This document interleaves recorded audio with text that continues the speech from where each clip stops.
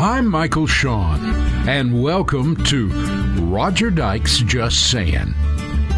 Roger Dykes is a teacher and counselor with a master's degree in family counseling from Texas Tech University. He is the owner of UV Blake Records and has written a book titled Non-Persons Rolling in a Normal World. And there's a few more things. Roger was born with cerebral palsy. Now a quadriplegic, he has been confined most of his life to a wheelchair. And for a while, even enjoying a career as a stand-up or sit-down comedian and after-dinner speaker. Disabled? Yes, but you forget about that pretty quickly because Roger thrives. So here is Roger Dykes. And I'm getting technically sound on all of this equipment here. I'm certainly impressed. You look good, Roger.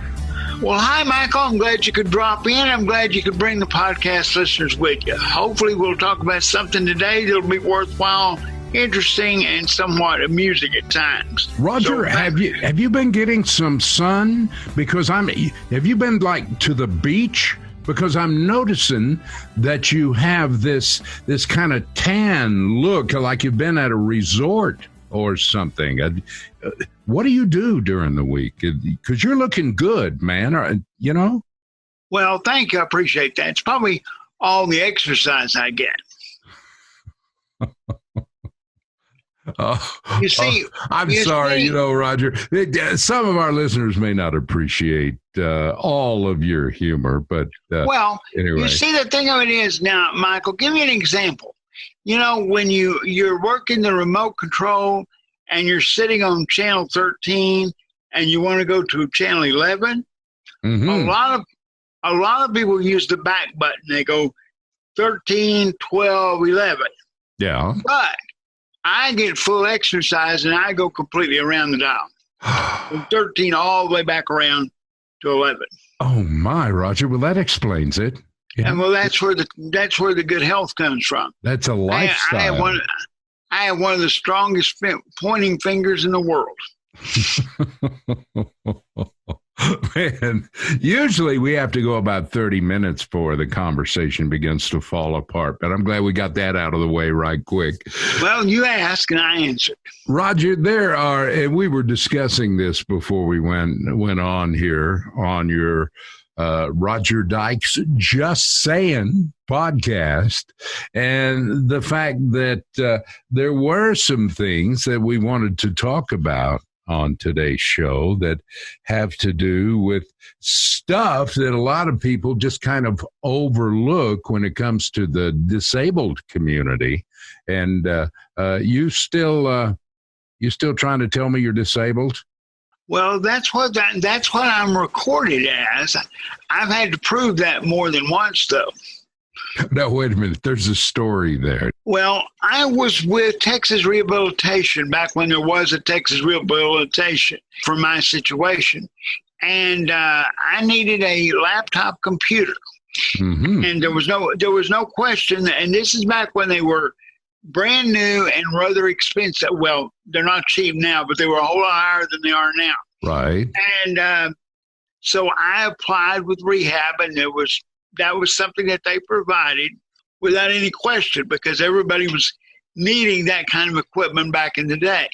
So I get a phone call from my rehab counselor, and she said, "We cannot provide a laptop for you." And I'm going, "Why?" She said, "Because we can only provide them for quadriplegics." Well, that's exactly what you are. And that's kind of what I said. And she said, "Well, it says here on the form you're a paraplegic." And I said, "The form is incorrect. I'm a quadriplegic." And so I said, "Can you make that change?" And you are sitting down, Michael. I know why I am. I said, "Can you make the change?" And she said, "No, I can't. And I said, well, then what do I have to do? And she said, you got to go see a doctor and have him tell you what you are. Oh, holy smoke. I went to a doctor, a very good doctor. I won't name him here, but I went to a doctor here in Lubbock. I'd never seen the man before in my life because I don't go to doctors. That's a whole nother story.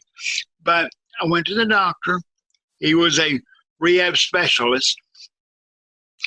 I went in, made the appointment, got in, was sitting in his examining room.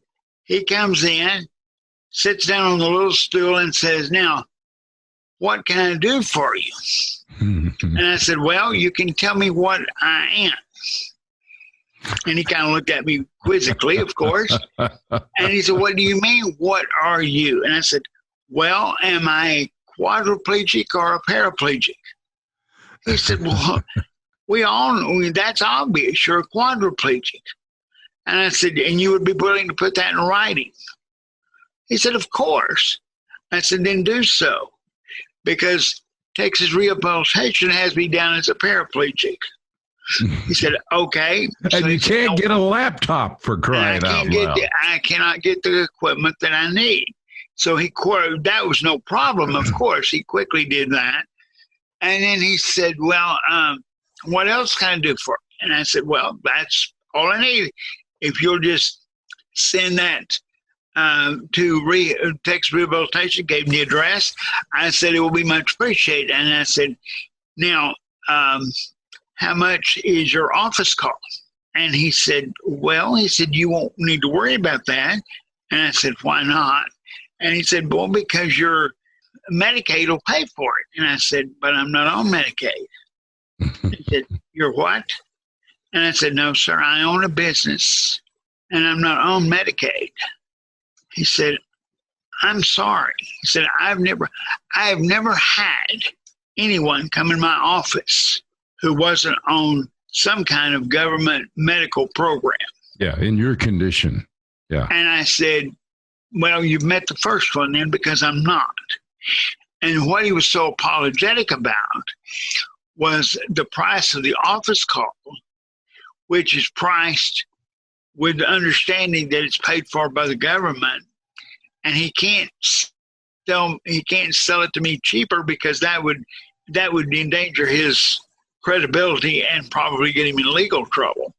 So I think that particular diagnosis cost me around $200, which I really didn't have at the time.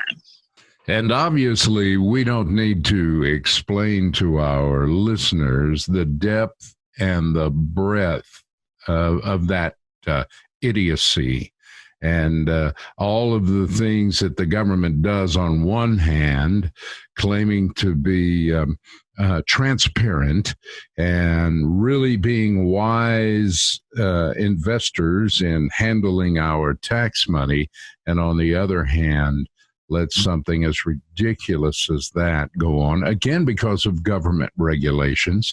And that's what a big part of your message is about.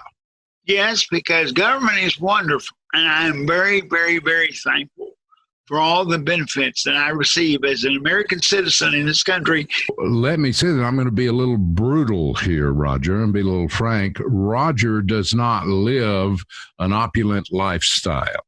Roger lives in a home that is adequate to his needs. He has a hard time getting caregivers to be able to cover the things that he needs.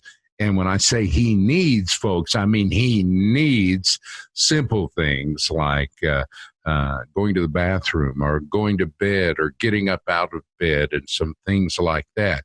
Where we have to be really careful here is that Roger is more than capable of leading a valuable life, valuable to the people around him, valuable to the people that he teaches and works with in his church. He leads a life that brings positive energy to the people around him, and he's written the books and done all that stuff. It would be a tragedy to take a guy like Roger and put him in a care facility. Not that care facilities are tragedies. They're needed, and we're thankful for them. But Roger feels, again, Roger, we can edit this if you want, but Roger feels as though he's got to be very careful because he is truly, what he said a while ago, thankful for the abilities that are allowed in the services that the government provides for people like him who are totally disabled. But yet, if he complains too loudly by the fact that 20 and 30 years ago, things were decided that are now antiquated, and it's going to take some positive people to look and make some changes, just listen to what Roger's trying to tell them. If he complains too loudly, then the answer is very simple in this day of COVID and all the other things that people are really focused on now. We'll just take this guy and put him in a home. And that's not what Roger needs to have happening. Well, I thank you for that. And yes, that is true. That is the tight wire I roll on, which is not easy to do in a wheelchair, to be on a tightrope. But I'm on a tightrope in that I've got to be honest about my needs and at the same time not sound so dependent that they say, well, then if you need that much help, sir, we need to put you in a facility. And I'm going, I don't need that much help. It's the timing of the help, not so much the help. I am very physically well off. I'm not sick. Have no major physical problems other than the obvious disability. But there are no, the new phrase we're using nowadays, there are no underlying conditions that make my health suspect. So I don't need medical people around me. I need people who can walk, push, pick up, hand, cook, clean, that sort of thing. Yes, I certainly need that. I cannot do that. That's out of my control. But I'm not the person who needs a constant medical person here with me, as would be true, say, in a nursing home. Roger, of course, you have that cranky issue. I've noticed several times you get a little cranky. Well, but if you oil the crank, it's okay. Okay, I'm going to thank you for responding to that, Roger, and forgive me if I got a little out there on the edge, but doggone it, man. Somebody needs to wake up and realize there is a real situation here. As you and I have discussed recently, if you talk about, hey, well, let's write some letters, who do we need to call in Austin?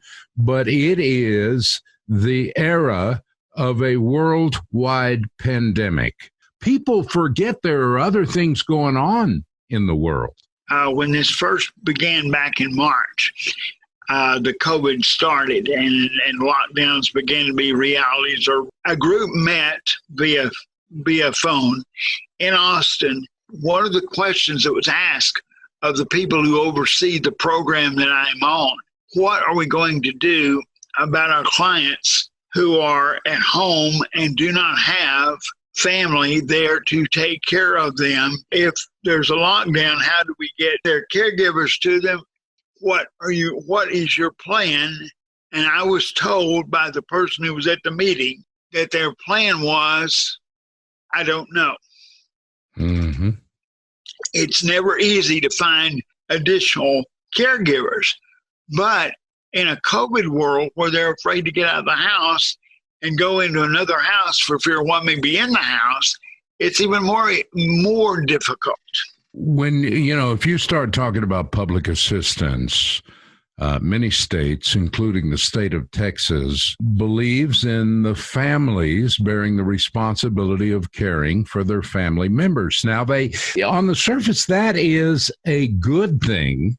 because they want to be able to do the best job that they can. Government does. We're not just taking disabled people and putting them on easy street, and we are recognizing the fact that the family bears some of the responsibility for their care.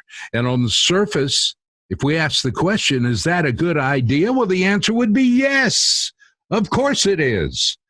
But if you peel back a layer or two and look a little deeper, Roger, you want to talk about the drawbacks of such a good idea? Well, the major drawback is it assumes that the only people on this program are younger people because they're counting on parents primarily to be the backup. If the caregiver that is assigned shouldn't be able to come in, can always bring mom and dad. They're there. They'll take care of them until somebody comes in. And so all this is supposed to be taken care of. And normally I'm sure it is. But there are people, I'm not the only one, there are people on government programs of one kind or another who do not have family members either living around them or may not have any family members at all simply because most of the relatives I've got have passed away. I was younger, and therefore I'm still here and they're not. So who am I to call? And Ghostbusters won't work. We tried that. Roger, the point here is that you are, in fact, even though you have church members and friends who will look in on you from time to time, but you are, in fact, alone. That being said, how long have you been alone and survived this way in the present system? Since 2005. The last 15 years have been taken care of by a decade and a half. Right. Roger, would it be fair to say that during that time, during that decade and a half, things have gotten a lot worse as far as you being able to make ends meet because of, not necessarily for the amount of money that's being spent, but because of the way the system, the really antiquated system is set up that you have to be responsible to, that in this day and time really is kind of no bueno. Yes, that is true. A big issue with my world and with people on these programs, there is such a limited amount of money that we are allowed to have in our possession. They do that because they do not want to be funding wealthy people who can afford the services themselves and thus taking tax dollars away from people who need it. However, the numbers are so low that they don't fit the world that we live in anymore. To give you one example quickly, I am allowed on this program I'm on, which is fairly typical, I'm allowed to have a total of $2,000, period. That can be insurance, that can be property, that can be, but if I'm above $2,000, I'm no longer on the Medicaid program, and therefore I would be cut out of any help for caregivers. And that includes buying your groceries and everything. I mean, compare grocery prices alone to 20 years ago, 30 years ago, when all of this was designed. You do not have money. They will not allow you to make and save money, so you cannot ever get out of the, quote, poverty trap. No matter, I have a master's degree. I'm not bragging. It's just fact. I have a master's degree. Could I be making money with that degree? Quite possibly, maybe, perhaps. Could I have made money in the past with it? Perhaps. But you're not allowed to do that. You do that at the risk of losing everything. Yes, sir. There is no way that I would want to risk making any money that might get me off this program, because there is no way that I can make as much money as I need, which this program provides, although the program is also not providing as much money as I need. That's not my greed.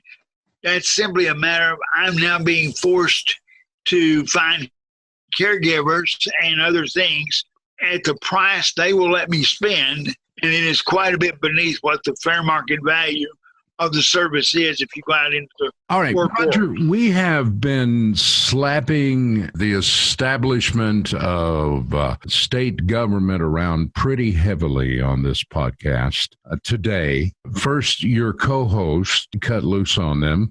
You jumped in right behind me. In part, such a big part of your message, and I'm glad that you did that. There are so many other things like coming up in future podcasts that you want to address. You are not blind to the fact that the ADA legislation has met the needs of your group of people, ramps and accessible public transportation, employment even, and handicap parking, accessible public restrooms, the whole thing.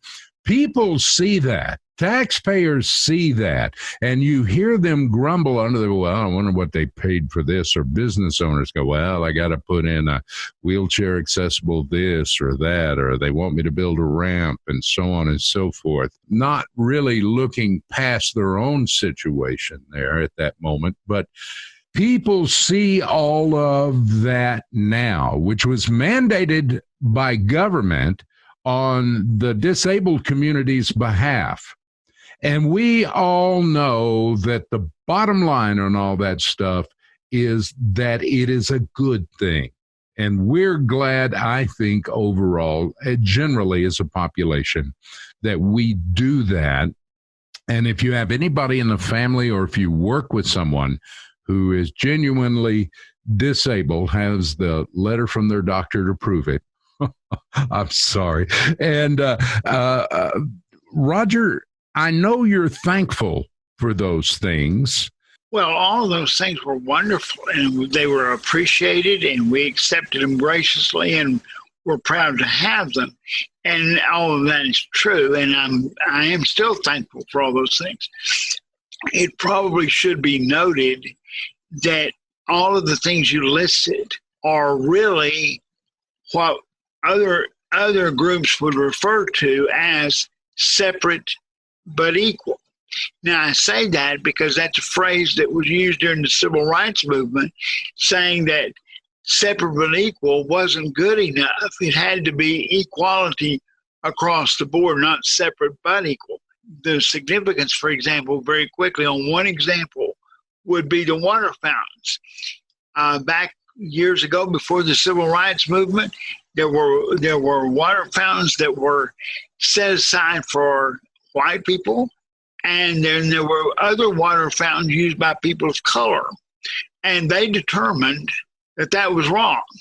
They determined that was not complete equality. When you go into a building now, you see, in some places, you see a water fountain with a smaller, shorter water fountain next to it that a wheelchair can roll up under. I'm thankful that I can get a drink of water. Yeah, that's a good thing. Yeah. I appreciate the fact somebody put that shorter water fountain in there. However, is that not separate but equal? Meaning, ADA legislation brought us up to a level, which I'm very thankful for, that made us equal with where the civil rights movement started. All right. Now, well, I'm going to have to ask you to explain that just a little more, in that I'm going to say I'm a little bit of a devil's advocate here, but your average taxpayer hears you say something like that, and is it, well, gee whiz, Roger, what would you have us do now? I guess that's what I'm wanting people to, is really just think. Because if you think about these things, you begin to realize that there are other issues, there are other situations that need to be addressed, that because of ADA legislation, disabled people have pretty much been told, you got it, we took care of everything, you should be happy. I'm happy. I'm very happy. I'm very pleased. But there is still other issues to be dealt with, especially with the economy and the technology of today. A lot of the laws, a lot of the things that were put together years and years and years ago are no longer what we need now because technology has changed our world. We will go into that in greater depth, but we don't have time right now. I was going to say, Roger, we're running out of time, but you hit the nail on the head right there. It all really boils down, whether it's economic or whether it is issues concerning technology and just the way we do things. Even with the COVID crisis, we have begun to live differently and do things differently, and we're wondering what our norm is going to be. And when I say we, I am talking about by and large what you would characterize as normal people. But having said that, Roger, we just need to revisit that in the future, because I guarantee you there are a lot of people who just listen to what we just said and say, you know what, I don't get it, because we've done everything, and here's the key word, we've done everything we can afford to do. And I wonder if legislatures don't kind of feel like they can hide behind that phrase as well. I would suspect that is true. Yeah. Now, we've talked about how family is to be involved with the disabled, and I do not want anyone to leave this podcast thinking that I am not thankful for the family that raised me and took care of me for all the years that they were able to do it before they passed away in 2005. And I will tell you, Michael, that I had a very, very good mother and father. Now, there were yes, you did. I met them. Yeah. There were a couple of 3 things that people probably don't know about that gives you a little different angle. For example, you know how I believe my mother, for example, knew that I was on the way, because you know how most expectant mothers knit little booties for their babies? My mother knitted little wheel covers. I think she may have known that I was on the way. Roger, with that, I will tell you that we are out of time. We love you, brother. And the show has been Roger Dykes Just Sayin, y'all, and we are so glad that you joined us here. Roger, bless you. We will talk to you again in 3 weeks. Sounds good. Looking forward to it, Michael. Adios. You've been listening to Roger Dykes Just Sayin.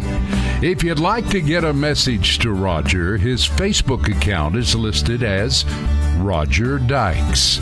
Become a friend, or you can send your questions and comments to rogerdykes51@gmail.com.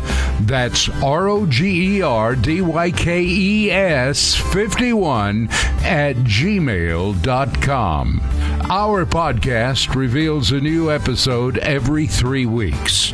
Rollout is on Wednesday evening, shortly after dark, Texas time.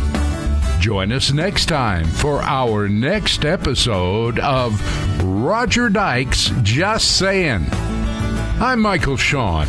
On behalf of Roger Dykes, thanks for listening.